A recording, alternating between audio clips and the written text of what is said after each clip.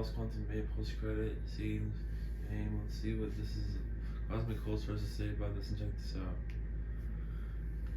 What I like to refer to as the MCU paradigm has happened again, this time with Ant-Man and the Wasp Quantumania. The red carpet event happened 2 days ago, and pretty much all anybody wants to talk about are the two post-credit scenes. Hey everybody, how's it going? Welcome back to Cosmic Culture, the channel where we talk all things major movie and television news, theories, breakdowns, and much, much more. I'm your host, Chris, and no, I have not seen Ant-Man and the Wasp Quantumania. I don't know what the post-credit scenes are. In fact, I'll be going into this movie the most blind I have with any Marvel movie in quite some time. Yes, we've heard some leaked plot ideas, and this King's gonna do that, and some fun things, but as far as actually knowing what's going to happen in Ant-Man and the Wasp Quantumania, I have very limited knowledge this time around, and it's been a long time since I've actually had that experience for a Marvel movie. So I'm pretty excited to go in fresh and without knowing. With that being said, I used the word paradigm very early on in this video, and that's a pattern. That's something that we see frequently happen in a grouping of objects. And with Marvel movies, with MCU movies in specific, there is a paradigm that is the post-credit scene issue. Now, this specifically is that a lot of the times, all anybody wants to talk about, us being fans, not just YouTubers and scoopers, is what's coming next. Now, these post-credit scenes definitely hype us up for the future of the MCU. But is it a little too much? What is it that was so exciting about the Ant-Man and the Wasp Quantumania post-credit scenes? And what does it mean for the future of the multiverse saga? If you haven't already, consider subscribing and turning on that notification bell so you don't miss out on any of the other major movie and television news updates happening here on the channel. You can also follow me on my other socials, Instagram at Chris M. Rosser and Twitter at TheCultureChris. Links to both of those are in the description down below. So I'm quoting a few friends, people I know personally, and also some major media outlets who will be talking about the post-credit scenes. I can't wait to start talking with you guys about the post-credit scenes. Somebody else said, all you guys are going to want to talk about are the post-credit scenes. This is a little bit of an issue, but I'm going to talk about the issue at the very end of the video because I'm also excited for the post-credit scenes and I want to talk about what they potentially could be. So let's start with that. There are two of them. What could they be? Well, there are a lot of open options, and instead of rattling them all off, I'm just going to take two guesses. I've narrowed it down. One is going to be about Kang, and one is going to be about the Fantastic Four. Now keep in mind, these are absolute guesses coming from me. As I mentioned earlier in the video, these aren't spoilers. This is a theory based off of limited knowledge I have about Ant-Man and the future of the MCU. So both of these could be wrong, one of them could be right, I honestly have no idea. But let's continue on anyway, just for the sake of fun. This will be an awesome theory video, and then at the end we'll talk about if maybe Marvel has a problem. So let's start with Kang. Kang the Conqueror is finally being fully introduced to the MCU. Yes, we met He Who Remains, and he was very ominous and very scary, and died. So now the multiverse is open. It's been confirmed by President Kevin Feige that Spider-Man No Way Home, Doctor Strange in the Multiverse of Madness, Ant-Man and the Wasp Quantumania, and several other multiverse moments have been made possible by Sylvie stabbing the dagger through He Who Remains' heart and leaving the multiverse to exist.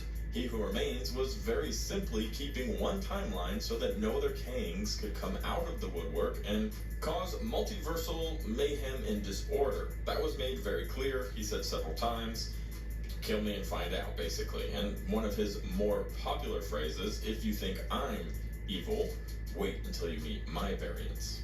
Well, meet them we shall, and in Ant-Man and the Wasp Quantumania, the first of the Phase 5 projects and movies to come out, we will be getting a handful of Kang, a real taste of what he, and maybe other variants of his, are capable of in the MCU. We're setting him up as the big bad of the multiverse saga, hopefully to be resolved during Secret Wars.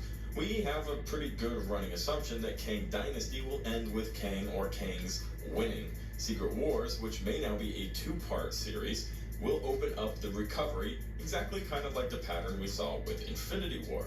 However, the difference is Kang is involved a lot earlier.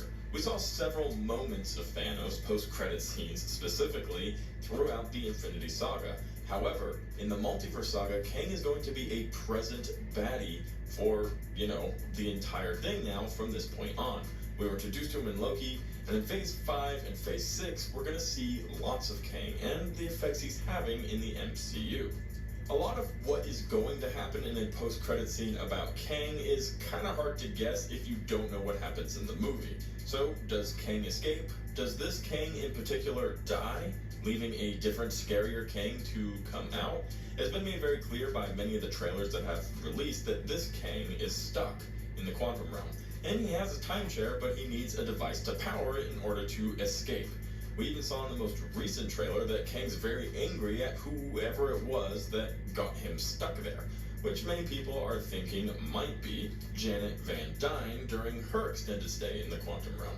But it's really just anybody's guess. But I do feel like we will get a story extender as a post-credit scene for Kang specifically. Whether that is the arrival of a new variant of Kang somewhere in the MCU, whether in the Sacred Timeline or in a different universe, and that's going to connect him to a different character. Maybe Doctor Strange. Maybe Shang-Chi or the Marvels and the Bangles and the Ten Rings are going to start having a connection to Kang as well. It's difficult to say, but that's going to be my guess for the first post-credit scene. For the second post-credit scene, I have a pretty obvious guess, and that's gotta be something Fantastic Four related. Now, I'm not expecting faces. I'm expecting maybe a quantum realm hint that the Fantastic Four have been there the entire time. It's possible there might be other Easter eggs throughout the movie hinting at the Fantastic Four, but all of this will really depend on if the origin story for the Fantastic Four is going to take place in the quantum realm. There were many rumors and theories, including one of my own going around out there, that the Fantastic Four might not get their powers in space, but in fact might actually have them developed while they were trapped in the quantum realm from some charting they did in the 60s. If the MCU decides to make the Fantastic Four group scientists from the 60s who got trapped in the quantum realm, didn't really age because time passes different in the quantum realm, and are returned to the MCU's Sacred Timeline in 2023, now in Phase 5, well, that would make a lot of sense, and is a really good way to explain where they've been, where they've come from, what their story is, without repeating an origin story from a movie that's only 20 years old. And Kevin Feige hates recreating stuff that's already happened. We saw this exact pattern happen with Spider-Man. His origin story had happened so many times, Uncle Ben got shot so many times, Kevin Feige said, you know what, you guys know what it is, we're gonna skip it. Now, it's possible they might skip it for the Fantastic Four and just kind of have them come out of the quantum realm, but it's also possible that, well, maybe they'll change it and they'll send them in the quantum realm, and that's how they'll develop their powers. And if that change is happening for the MCU's version of the Fantastic Four, then them showing up at the end of the Ant-Man Quantumania post-credit scenes, trying to tease them and hype them up for their eventual movie, is a really good idea, and something that I know will take a lot of attention away from Ant-Man and the Wasp Quantumania. Which brings me to my big point about the MCU paradigm. But I do want to mention, if we get any type of Fantastic Four reveal, my feelings are that it probably won't be the cast, or maybe that will be the way that they announce who will be playing the Fantastic Four. It'd be really fun to see them for the first time in a movie other than at a D23 or at a San Diego Comic-Con, have an announcement, just wow, there they are on the screen, the four of them. It's been a well-kept secret. So those are the options. Ant-Man kind of brings in the Fantastic Four and also throws a Kang or the same variant of Kang to a different MCU character who will have to now fight him off in another edition of Phase 5 and Phase 6. But MCU paradigm.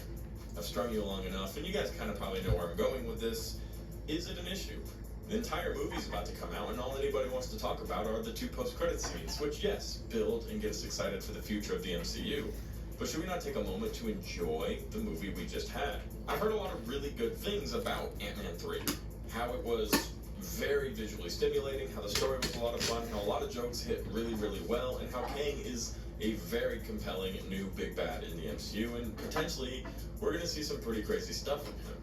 But I also mostly just heard how exciting the post-credit scenes are and how everybody can't wait to talk about them, which I do, in an upset manner, think takes away from the movie just a little bit. The biggest example of this for me was with Venom, which no isn't an MCU movie. However, had this big, huge post-credit scene bringing Venom and Venom 2 into the MCU. That was all anybody talked about. Actual Venom 2, which was a subpar movie, if we're being honest, definitely earned a C rating, wasn't never discussed. It was just about how Venom's in the MCU and Spider-Man and Venom are going to fight each other. That ultimately all ended up not being really true. Venom ended up returning back to the Sonyverse. But all anybody wanted to talk about after the movie came out was that, 45-second segment at the very end of the film. So, is it a good thing? Is it a bad thing? Let me know your thoughts in the comment section down below. That's what we learned about the Ant-Man and the Wasp Quantumania post-credit scenes. They're both insane. I gave you my best guesses with no knowledge of what they actually are. Let me know what your guesses are or what you think of mine in the comment section down below. If you made it to the end of the video, go ahead and reward yourself by hitting that like button. See what I did there? Also consider subscribing and turning on that notification bell, and I'll catch you guys on the next one right here on Cosmic Culture. Please subscribe, like this video, and see you guys. Bye.